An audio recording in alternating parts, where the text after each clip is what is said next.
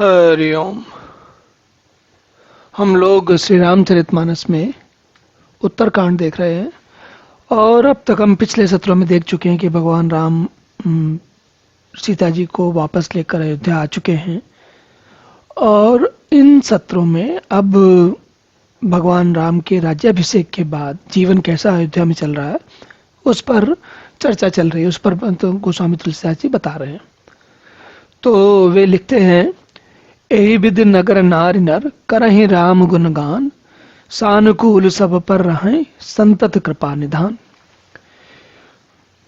गोस्वामी जी लिखते हैं कि इस प्रकार नगर के भगवान राम सबका साथ स्नेह से व्यवहार करते हैं, सबका यथोचित व्यवहार करते हैं और सारे नगर के जो लोग हैं वे सदैव भगवान श्री राम का गुणगान करते हैं और कृपा निधान श्री राम जी सदा सब पर प्रसन्न रहते हैं, अत्यंत प्रसन्न रहते हैं। जब ते राम प्रताप खगेशा, उदित भयउ अति प्रबल दिनेशा, पूरे प्रकाश रहे तु लोका, बहुतन सुख बहुतन मन शोका। अब काकभूषण जी बता रहे हैं, देखिए इस कांड में काकभूषण जी और गरुण जी के वार्तालाप काफी आने वाले हैं, क्योंकि भगवान राम की कथा का जो मानवीय पक्ष है वो तो हो चुका। अब मानवीय मनुष्य का पक्ष अभी भी है, लेकिन अब सगुण भक्ति, निर्गुण भक्ति, भगवान की भक्ति, भगवान के जानने के विषय में उनके कैसे क्या करना चाहिए, ये सब चीजें यहाँ पर ज्यादा आएंगी। तो इस ज्ञान को, भगवान के परमात्मा के ज्ञान को बताने के लिए गोस्वामी जी ने जो रास्ता चुना है वो है काकभूषण जी और गरुण जी का संवाद। तो काकभूषण जी कथा सुनाते सुनाते गरुण जी से कहते हैं, जब ते राम प्रताप खगेशा, उदित भयउ अति प्रबल दिनेशा।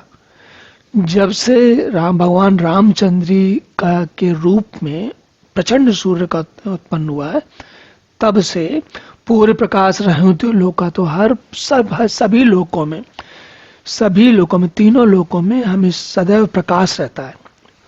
और बहुतन सुख बहुतन मन शोका, कई लोगों को तो इस बात से बड़ा सुख है, लेकिन कई ऐसे लोग हैं जिनको इस बात से दुख भी है, बहुत मन में शोक होता है। अब देखिए, मजे की बात है, स्वाभाविक है कि भाई हमारे मन में प्रश्न आएगा कि किसको दुख, किसको शोक, किसको हो रहा है, दुख किसको हो रहा है। भगवान राम के प्रचंड सूर्य के रूप में छा जाने से। तो आगे लिखते हैं, जिन्हें शोकते कहां बखानी, प्रथम अविद्या निशान नसानी, अग उलूक जह तहां लुकाने, काम क्रोध कैरव सकुचाने। जिनके मन में शोक हुआ उनके बारे में तुलसीदास जी काकभूषण जी बताते हैं गरुड़ जी को, उनके बारे में बखान कर बताते हैं। कहते हैं क्या होता है, पहले तो क्या हुआ कि सबसे पहले अविद्या रूपी राति नष्ट हो गई। मतलब जो सबके मन में एक अविद्या रहती है, अविद्या क्या रहती है, हम मनुष्य के जीवन में सामान्य जितने भी अन्य पशु इत्यादि हैं उनसे मनुष्य के में अंतर क्या है। मनुष्य के पास, सबके पास और पक्षियों के पास कितना मन है ये नहीं पता, कितनी बुद्धि है ये नहीं पता, लेकिन स्वाभाविक है मनुष्य जितनी तो नहीं है कि जैसे आप ऐसे किसी पशु के बारे में जानते हैं जिसने विद्युत पे, बिजली पर नियंत्रण कर लिया हो, जो हवाई जहाज उड़ाता हो, जो कंप्यूटर चलाता हो और जो आज के ज़माने में इंटरनेट का प्रयोग करता हो, व्हाट्सएप इत्यादि का प्रयोग करता है। ऐसा कोई पशु जानते हैं हम लोग? कोई नहीं जानते, केवल मनुष्य के बाद जानते हैं। लेकिन इन मनुष्यों में एक बड़ी गंभीर समस्या है, अविद्या रूपी रात्रि रहती है। मतलब क्या, मनुष्य जो है जन्म से लेकर मृत्यु तक कहीं खोया रहता है। कहाँ खोया रहता है? कभी तो ये जान के चाहता है कि कहीं से धन मिल जाए, तो कभी ये चाहता है कि सुख मिल जाए, कभी ये सब, और इसी शरीर के आसपास, शरीर मन बुद्धि के आसपास उसके जो सारा चक्र चलता रहता है और वो उसी में खोया रहता है। तो ये क्या है, गोस्वामी जी लिखते हैं और काकभूषण जी भी वही बता रहे हैं। कहते हैं अविद्या रूपी रात्रि नष्ट हो गई। तो मतलब जो मनुष्य भगवान राम के राज्य में थे, उनको सबको अब उनका जीवन केवल खाने कमाने या सुख के साधन एकत्रित करने या अपना नाम कमाने, इसी के मात्र के लिए सीमित नहीं रह गया, बल्कि कहते हैं और अब उनकी अविद्या रूपी रात्रि नष्ट हो गई। मतलब उनको ये वास्तव में बात समझ में आ गई कि मनुष्य का जीवन किस लिए होता है। और आगे कहते हैं पाप रूपी काम अग उलूक जह तहां लुकाने।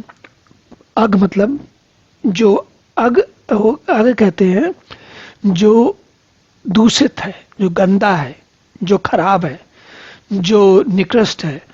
तो अग उलूक जहाँ तहाँ लुकाने, अग रूपी जो उलूक है, उल्लू है, वो जहाँ तहाँ छुप गए। और काम क्रोध कैरव सकुचाने, काम क्रोध के रूपी जो कमल के फूल हैं, वे सब काम और क्रोध के जो काम और क्रोध रूपी कमल के फूल हैं, वो सब चूंकि वो सब कमल के फूल क्या रात में खिलते हैं, तो कह रहे हैं कि जब सर्वत्र प्रकाश छा गया तो उस कमल के फूल मुरझा गए या मुंद गए, जो कि काम और क्रोध रूपी थे। और काम और क्रोध तो केवल आरंभ है, इसके आगे बहुत कुछ है। चलिए आगे क्या कहते हैं। विविध कर्म गुण काल स्वभाव, ए चकोर सुख लहै न काऊ। मत्सर मान मोह मद चोरा, इनकर हुनर न कवनो ओरा। भांति भांति के कर्म गुण काल और स्वभाव, ये सब चकोर हैं, जो रामचंद्र जी के प्रतापी सूर्य के प्रकाश में कभी सुख नहीं पाते। और जो ऐसे कर्म जो कि मनुष्य को बंधन में डालते हैं, वो कर्म नहीं जो बंधन से मुक्त करते हैं। मत्सर मान मोह और मद रूपी जो चोर हैं, उनका हुनर भी किसी और नहीं चल पाता। तो कहते हैं कि जो बाकी ये जो अवगुण है, मत्सर मान मोह मद रूपी चोर, इनका अवगुण छुप जाते हैं। धर्म तड़ाग ज्ञान विज्ञाना, ए पंकज विकसे विधिनाना। सुख संतोष विराग विवेका, विगत शोक एकोक अनेका। धर्म रूपी तालाबों में ज्ञान विज्ञान ये अनेकों प्रकार के कमल खेल उठ गए। सुख संतोष वैराग्य और विवेक ये अनेकों चकवे शोक रहित हो गए। यह प्रताप रवि जाके उर जब करे प्रकाश, पछले बाण प्रथम जे कहे ते पावही नाश। श्री सीताराम रूपी सूर्य जिसके हृदय में जब प्रकाश करता है, तब जिनका वर्णन पीछे किया जाता है, जिनके बारे में बताया गया है, वो कौन धर्म ज्ञान विज्ञान सुख संतोष वैराग्य और विवेक ये सब बढ़ जाते हैं। और जिनका वर्णन पहले किया गया है, मतलब जो अवगुण है, जैसे अविद्या पाप काम क्रोध कर्म काल गुण स्वभाव आदि नाश को प्राप्त होते हैं, नष्ट हो जाते हैं। भ्रातन सहित राम एक बारा, संग परम प्रिय पवन कुमारा। सुंदर उपवन देखन गए, सब तरु कुसुमित पल्लव नए। एक बार भाइयों सहित श्री रामचंद्र जी परम प्रिय हनुमान जी को साथ लेकर सुंदर उपवन को देखने गए। वहां के सब वृक्ष फूले हुए थे, नए नए पत्तों से युक्त थे। जान समय सनकादिक आए, तेज पुंज गुणशील सुहाए। ब्रह्मानंद सदा लय लीना, देखत बालक बहुकालीना।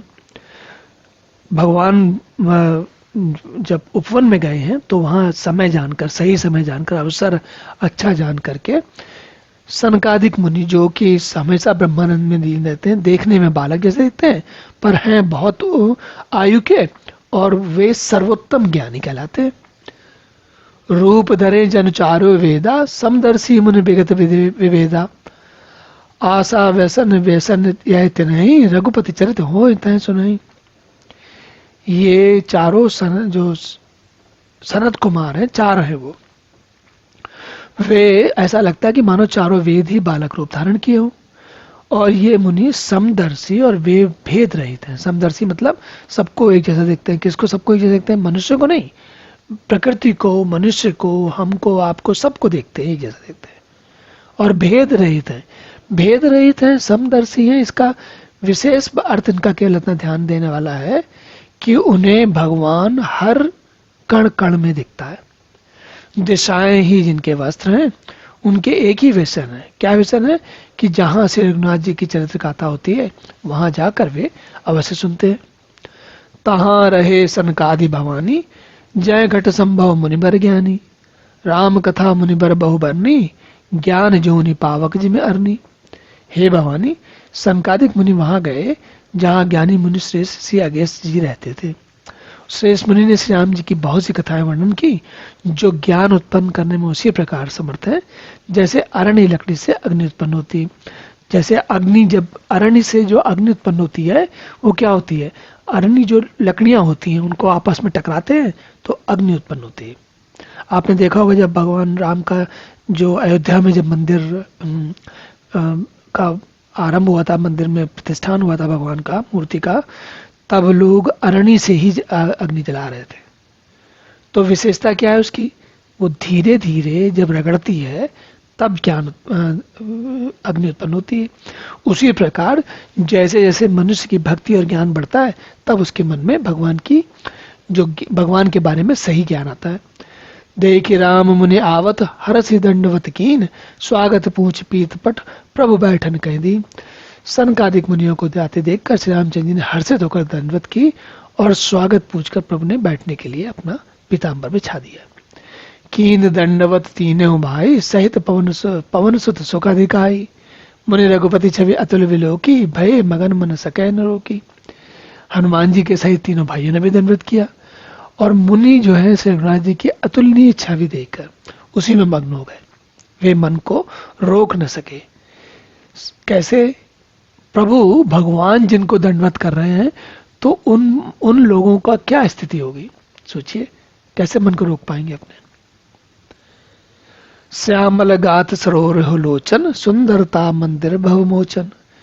एकटक रहे निमेष न लावहीं, प्रभु कर जोर शीस नवावहीं। वो भगवान को देखते रह गए, हाथ जोड़े खड़े रह गए और प्रभु उनको सिर नवाए, हाथ जोड़े खड़े हैं और वो लोग जो है एकटक भगवान को देख रहे हैं। तिनकै दशा देख रघुवीरा, स्रवत नयन जल पुलक शरीरा। कर गही प्रभु पुनिवर बैठारे, परम मनोहर वचन उचारे। उनकी प्रेम विवल दशा देखकर श्री रघुनाथ जी के नेत्रों से भी प्रेमाश्रु का जल बहने लगा और शरीर पुलकित हो गया। तदनंतर प्रभु ने हाथ पकड़कर मुनियों को बैठाया और परम मनोहर वचन कहे। क्या कहते हैं, आज धन्य मैं सुनहु मुनीसा, तुमरे दरस जाहि अगखीसा। बड़े भाग पाए सत्संगा, बिनहि प्रयास होई बहुभंगा। कहते हैं, हे मनुष्यों आप सुनिए, मैं धन्य हूं, आपके दर्शनों से सारे पाप नष्ट हो जाते हैं। बड़े ही भाग्य से सत्संग की प्राप्ति होती है जिससे बिना ही परिश्रम जन्म मृत्यु का चक्र नष्ट हो जाता है। अब परमात्मा भगवान राम जो परमात्मा है उनके लिए तो इन मुनियों का दर्शन कोई समस्या है नहीं, मुनि तो हमेशा उनके पास ही रहते हैं। लेकिन भगवान जो मनुष्य रूप में कह रहे हैं तो वो भगवान हम मनुष्यों के लिए बता रहे हैं, कह रहे हैं कि इनके दर्शन से सत्संग, इनके सत्संग से जो बात पता लगती है उससे हमारे सारे दुख कष्ट जन्म मृत्यु का चक्र समाप्त हो जाता है। संत संग अपवर्ग कर, कामी भव कर पंथ, कहाँ संत कवि कोविद, श्रुति पुराण सदग्रंथ। सत्संग का संग और कामी का संग, सत्संग का संग मोक्ष करता है, मुक्ति देता है, और कामी का संग जन्म मृत्यु के सामने। कामी मतलब जो इच्छाओं में उलझा हुआ है, कैसे, अरे भाई यहाँ पैसा मिल जाए, वहां पर अधिक और मकान खरीद लें या कोई और प्रतिष्ठा मिल जाए, ये सब क्या है, कामी का संग है। संत कवि और पंडित तथा वेद पुराण सभी सदग्रंथ ऐसा कहते हैं। सुनि प्रभु बचन हरसि मुनिचारी, पुलकित तन अस्तुत अनुसारी। जय भगवंत अनंत अनामय, अनग अनेक एक करुणामय। प्रभु के वचन सुनकर तीनों वो क्या कहते हैं, चारों मुनि, आप अंत रहित, पाप रहित, अनेक, सब रूपों में, सब में, कण कण में छाए हुए, एक अद्वितीय, एक ही है जो पूरे में छाए हुए, और करुणामय। करुणामय यहाँ विशेष इसलिए आता है क्योंकि अगर प्रकृति भगवान करुणामय ना हो तो इस पूरे संसार का को संभाले के, करुणा के कारण तो संभाल जाते हैं उनको। उन्होंने लोगों के अंदर कैसी कैसी समस्याएं देखते हैं और उनको नए नए मार्ग हो जाते हैं। इसीलिए भगवान, अगर करुणा ना हो, भगवान की करुणा ना हो तो हमारा काम कैसे चले। जय निर्गुण जय जय गुण सागर, सुख मंदिर सुंदर अति नागर। जय इंदिरा रमन जय भूधर, अनुपम अजय अनादि शोभाकर। हे निर्गुण आपकी जय हो, हे गुणों के समुद्र आपकी जय हो, आपकी जय हो। इस प्रकार कह के वो भगवान की स्तुति कर रहे हैं और कहते हैं आप उपमा रहित अजन्मा हैं, अनादि हैं और शोभा की खान है। ज्ञान निदान अमान मान प्रद पावन सुजस पुराण वेदवद। तज्ञ कृतज्ञ अज्ञता भंजन, नाम अनेक अनाम निरंजन। आप स्वयं ज्ञान के भंडार हैं, मान रहित हैं, दूसरों को मान देने वाले हैं। वेद और पुराण आपका पावन सुंदर यश गाते हैं। आप तत्व के जानने वाले, की हुई सेवा को मानने वाले और अज्ञान का नाश करने वाले हैं। आपके अनेकों नाम हैं और कोई नाम नहीं। ये बात थोड़ी ध्यान देने वाली है कि कैसे ऐसा है कि अनेकों नाम है और कोई नाम भी नहीं। सर्व सर्वगत सर्व उरालय, बस सदा हम कहूँ परिपालय। द्वंद्व विपति भव पंद विभंजय, हर हृदय बसी राम का काम मद गंजय। आप सर्वरूप हैं, सब में व्याप्त हैं, सबके हृदय में सबके घर में, हृदय रूपी घर में सदा निवास करते हैं। और आप हमारा परिपालन कीजिए, हमारे सारे जन्म द्वंद्व विपत्ति जन्म मृत्यु के जाल को काट दीजिए। हे प्रभु आप हमारे हृदय में बसकर काम और मद का नाश कर दीजिए। परमानंद कृपायतन मन परिपूर्ण काम, प्रेम भगति अनपायनी देव हमें श्री नाम। हे प्रभु आप हमको अपनी अविचल प्रेमा भक्ति दीजिए। देव भगति रघुपति अति पावन, त्रिविधि ताप भव दापन सावनी। प्रणत काम सुरदेन कलपतरु, होय प्रसन्न दी जय प्रभु है बरु। हे प्रभु शरणागत की तीनों प्रकार के तापों से और जन्म मरण से हमको छुटकारा देकर फिर हमें तीनों जन्म मरण के क्लेशों का नाश करने वाली भक्ति दीजिए। और काम शरणागतों की कामना पूर्ण करने के लिए कामधेनु और कल्प वृक्ष रूप। कामधेनु और कल्प वृक्ष का अर्थ यहाँ पर आता है, ये ध्यान देने की बात है कि जो कामधेनु और कल्प वृक्ष का अर्थ ये नहीं कि सारे संसार भर के सारे सुख धन और लक्ष्मी और सुविधाएं मिल जाएं। ये हमको सही दिशा में हमारी बुद्धि चले और हम भगवान की भक्ति में तत्पर हों, उसके लिए है। भव बारिद कुंभज रघुनायक, सेवत सुलभ सकल सुखदायक। मन संभव दारुण दुखदारय, दीन बंधु समता विस्तार। हे रघुनाथ जी आप जन्म मृत्यु स्वरूप समुद्र को सोखने के लिए अगस्त मुनि के समान है, सेवा करने में सुलभ है, सुखों के देने वाले हैं। हे दीन बंधु मन से उत्पन्न करोड़ों दुखों को, दारुण दुखों का नाश कीजिए। और समदृष्टि का, हम में समदृष्टि का मतलब जब हम पूरे जगत में समदृष्टि देखेंगे, एक जैसा भाव रखेंगे, तो बहुत सारे दुख तो वह स्वयं ही कम हो जाते हैं। आस त्रास ईर्षादि निवारक, विनय विवेक विरति विस्तारक। भूप मौलि मनि मंडन धरनी, देहि भगत संसति सरितरनी। आप भगवान आशा भय और ईर्ष्या आदि के निवारण करने वाले हैं। विनय विवेक और वैराग्य का विस्तार करने वाले हैं।